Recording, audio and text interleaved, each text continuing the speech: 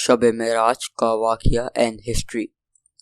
شب معراج Islamic history کا بہت امپورٹنٹ واقعہ ہے۔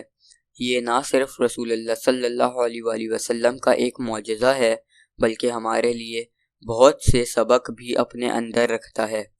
آئیں اس آرٹیکل میں شب معراج کی امپورٹنس اینڈ اس سے حاصل ہونے والی نصیحت کو سمجھتے ہیں۔ شب معراج کیا ہے؟ شب معراج ایک بابرکت رات ہے جو ہر سال رجب کے اسلامی مہینے میں 27 تاریخ کو آتی ہے۔ اس رات کے بابرکت ہونے کی بنیادی وجہ یہ ہے کہ اس میں اللہ تعالیٰ نے اپنے محبوب نبی حضرت محمد صلی اللہ علیہ وآلہ وسلم کو ایک ہی رات میں زمین سے لے کر ساتوں آسمان کی سیر کروائی، جنت و دوزخ کا مشاہدہ کروایا، نمازوں کا تحفہ دیا اور ملاقات کا شرف بخشا۔ یہ اتنا عجیب واقعہ تھا کہ جب رسول اللہ صلی اللہ علیہ وآلہ وسلم نے لوگوں کو اس کے بارے میں بتایا تو کفار نے آپ کا مذاق اڑایا، لیکن اس موقع پر حضرت ابو بکر صدیق رضی اللہ تعالیٰ عنہ نے حضور صلی اللہ علیہ وآلہ وسلم کی حمایت کی اور فرمایا کہ جس نبی کے پاس روزانہ آسمان سے وحی آتی ہے اس کے لیے آسمان پر جانا کیا مشکل ہے۔ خوب سمجھ لینا چاہیے یہ واقعہ خواب میں پیش نہیں آیا بلکہ اللہ تعالیٰ نے اپنی قدرت سے اپنے نبی صلی اللہ علیہ وآلہ وسلم کو جسم سمیت ساتوں آسمانوں کی سیر کرائی اور ہم کلامی کا شرف بخشا۔ واقعہ معراج کی اسلامی ہجری ڈیٹ۔ سفر معراج اسلامی ہجری کیلنڈر شروع ہونے سے ایک سال پہلے 621 AD میں پیش آیا جو نبوت کا 11 سال تھا۔ اسلامی مہینوں کے لحاظ سے 27 رجب کی تاریخ بنتی ہے۔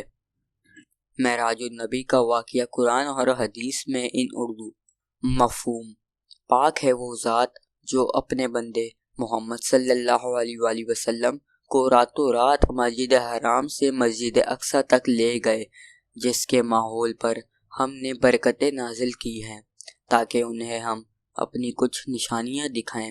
بے شک وہ ہر بات سننے والی اور ہر چیز دیکھنے والی ذات ہے۔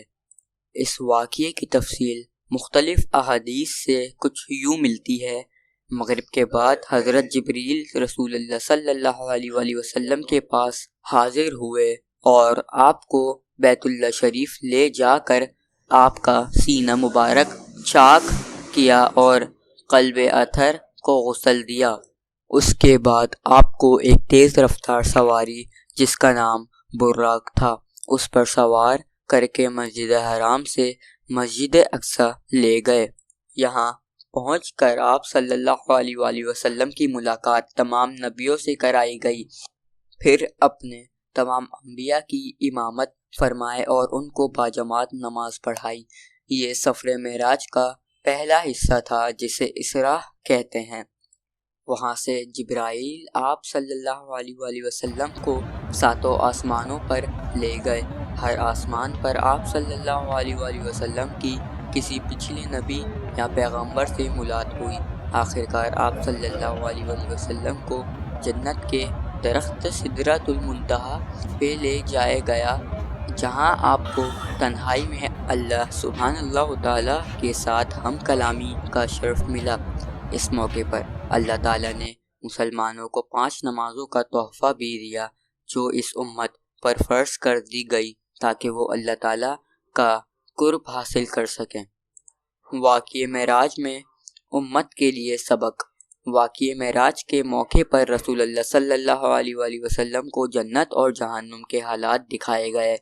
اس میں امت کے لیے بہت عبرت اور سبق ہے، خاص طور پر جہنم میں بعض بڑے بڑے گناہوں کی سزا دکھائی گئی تاکہ امت ان سے بچ سکے۔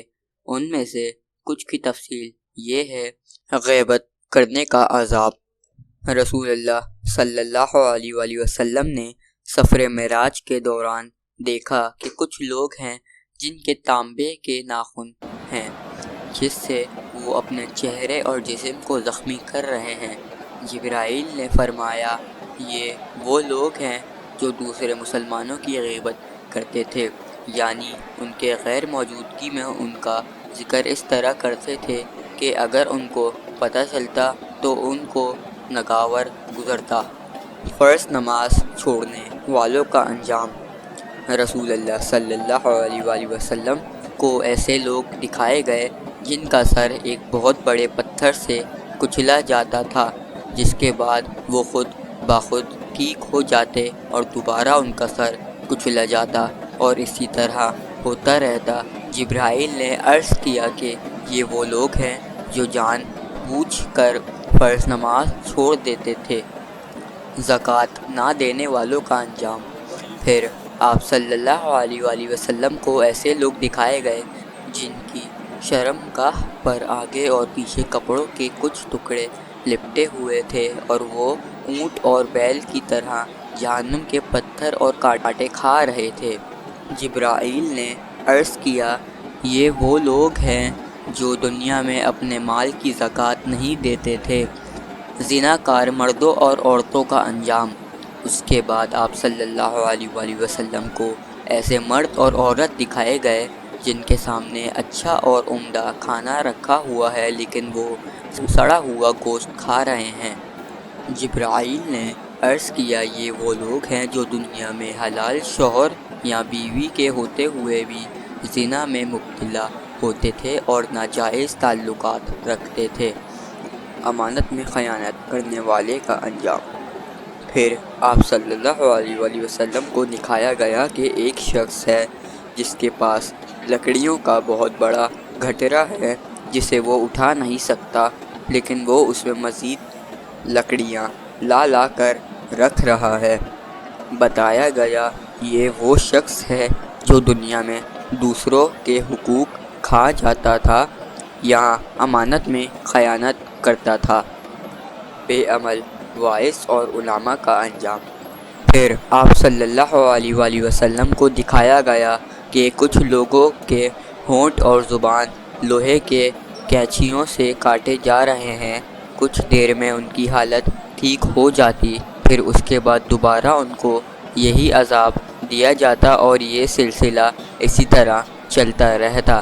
بتایا گیا یہ وہ واعظ، خطیب اور علماء ہیں جو دوسروں کو نصیحت کرتے تھے مگر خود عمل نہیں کرتے تھے۔ یتیم کا مال ناحق کھانے والے کا انجام۔ پھر آپ صلی اللہ علیہ وآلہ وسلم نے کچھ ایسے لوگوں کو دیکھا جن کے ہونٹ اونٹ کی طرح تھے اور وہ آگ کے شعلے کھا رہے تھے۔ بتایا گیا یہ وہ لوگ ہیں جو یتیموں کا مال ناحق کھا لیتے تھے اور ان کو محروم کر دیتے تھے۔ سود خور کا انجام۔